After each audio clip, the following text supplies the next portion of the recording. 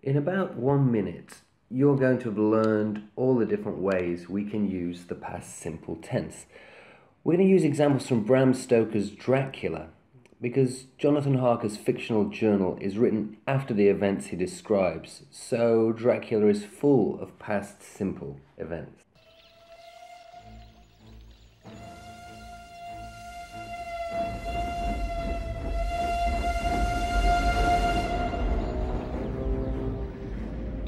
May, Budapest.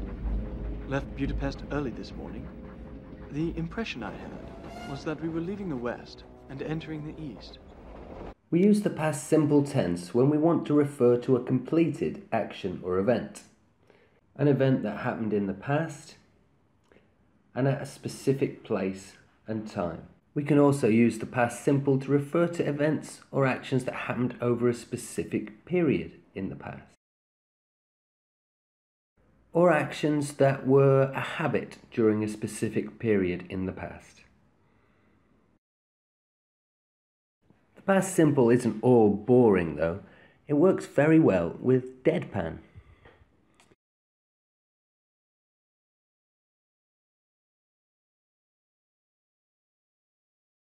And here Noah writhed and twisted his body into an extensive variety of eel-like positions. Maybe it's funnier on the page.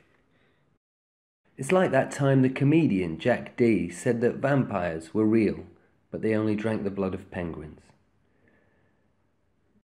Oh, all right then. I didn't mean it. Next time I'll be talking about the past continuous, so please subscribe so you can get it first. Thanks. Bye bye.